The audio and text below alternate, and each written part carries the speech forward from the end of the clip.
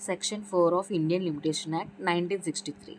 Expiry of the prescribed period when court is closed. ముందుగా bare act text చూద్దాం.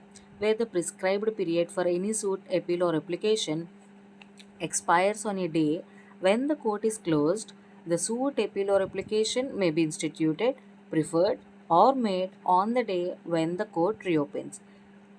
ఎప్పుడైనా ఒక సూట్ కానీ, ఎపిల్ కానీ, అప్లికేషన్ కానీ కోర్టు క్లోజ్ అయ్యే రోజు దానికి సంబంధించిన ప్రిస్క్రైబ్డ్ పీరియడ్ అనేది ఎక్స్పైర్ అవుతుంది అని అంటే అప్పుడు ఆ సూట్ కానీ, ఎపిల్ కానీ, అప్లికేషన్ కానీ ఎప్పుడు ఇన్స్టిట్యూట్ చేయొచ్చు అంటే ఎప్పుడైతే కోర్టు రీఓపెన్ అవుతుందో అప్పుడు. అంటే ద నెక్స్ట్ వర్కింగ్ డే ఎప్పుడైతే ఉంటుందో ఆ రోజు మనం ప్రిఫర్ చేయొచ్చు అప్లికేషన్ని, లేదంటే సూట్ని ఇన్స్టిట్యూట్ చేయొచ్చు. అయితే ఎక్స్ప్లెనేషన్ పార్ట్ చూద్దాం. ఇప్పుడు ఎక్స్ప్లెనేషన్ పార్ట్ ఏం చెప్తుందో ముందు బేర్ యాక్ట్ లాంగ్వేజ్ చూద్దాం. ఏ court shall be deemed to be closed on any day if during any part of it's normal working hours it remains closed on that day. అసలు ఇది ఎందుకు పెట్టారు, వాట్ ఈస్ ద పర్పస్ అని మనం మాట్లాడుకున్నట్లయితే section 4 చెప్తుంది limitation last day court close అయితే next reopening day file చేయొచ్చు. కానీ ఇక్కడ ఒక డౌట్ ఉంది. ఏంటి, కోర్టు ఫుల్ డే క్లోజ్ కాకపోతే, కొంచెం టైం మాత్రమే క్లోజ్ అయితే అప్పుడు సెక్షన్ 4 అప్లై అవుతుందా?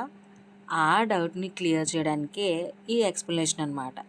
సింపుల్గా అర్థమయ్యేలా చెప్పాలి అంటే కోర్టు నార్మల్ వర్కింగ్ అవర్స్లో కొన్ని గంటలు మాత్రమే క్లోజ్ అయ్యి ఉన్నా కూడా ఆ రోజుని కోర్టు క్లోజ్డ్ డే అన్నట్లుగానే ట్రీట్ చేస్తారు.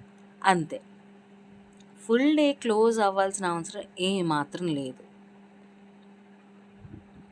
For example, court timings 10:30 AM నుంచి 5 PM వరకు కదా.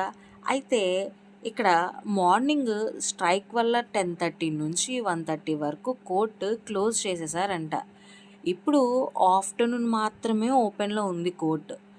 ఈ సందర్భంలో లా ఏం చెప్తుంది, even though of day open ఉన్నా సరే కానీ ఆ రోజు అంతటినీ కూడా కోర్టు క్లోజ్డ్ లాగానే ట్రీట్ చేస్తారు, చేయాలి అని చెప్తుంది.